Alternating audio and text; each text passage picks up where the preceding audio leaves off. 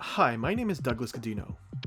I've been a VJ and video technician in Toronto for about 7 years, and I've created content for much of that time. Most iconic of which is this one I made for Rez. After a year of not being able to continue my career due to COVID, I learned about NFTs, so I went back to some of my old work. Here are the ones I'm selling in this drop.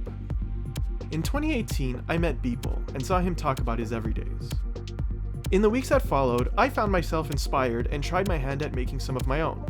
This drop is the highlight of that time, and after spending countless hours in Clubhouse and on Twitter, you, the community, have inspired the structure of this drop.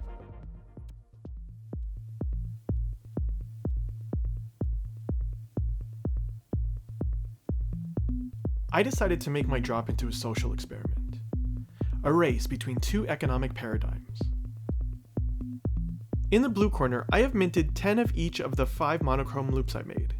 I have given away half of them to family, friends, and the people that have given so much of their time and energy to the NFT community, particularly on Clubhouse.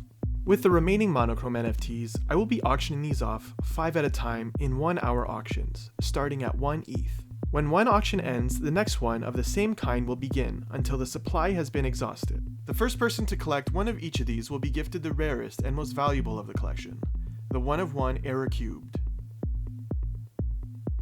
This represents the way economics works right now, a free market in a scarcity economy. In the red corner is the community-driven method. I've also sent minted versions of these to family, friends, and community members, but I have minted 10,000 of these NFTs, and they will be sold for 0.1 ETH.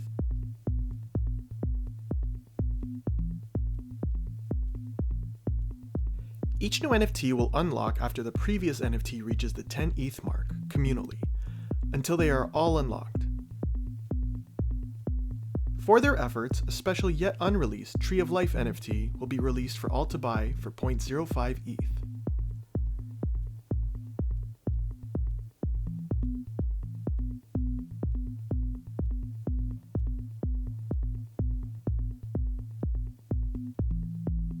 The two win conditions are, the side that wins must generate a minimum of 50 ETH, and all 5 must be collected in order to unlock the goal NFT.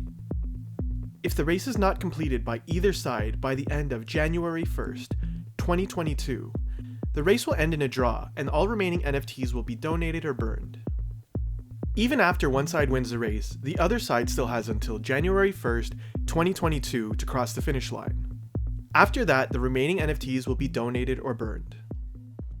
So which side will win? Which is the tortoise? Which is the hare? You get to decide. In the near future, I will be releasing Phase 2 of this drop. It's a hybrid of auction and community-driven models. I believe this is the optimal way to raise money for what I'm building.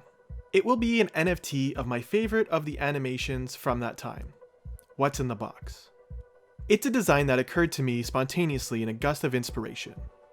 But it also represents something else, some unknowable thing. The future. I will be putting 80% of the proceeds from this phase into starting a fund I'm calling the Giving Tree Pledge.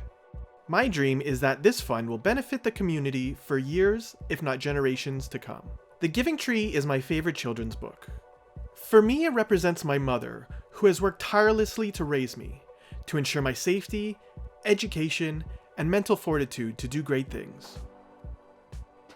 I also named it the Giving Tree Pledge as a reference to the Giving Pledge, which is a fund whereby billionaires donate the majority of their wealth to philanthropic causes. I believe our community can build something equally beneficial for humanity. I want this to be something that connects us all, so that we can build something great together. That's what's in the box. So a couple things I would like to make clear. I in no way want to be the sole arbiter of where the money is allocated. Like everything, I want this to be a communal effort in every respect. However, I would like to make one point of emphasis if the community accepts it.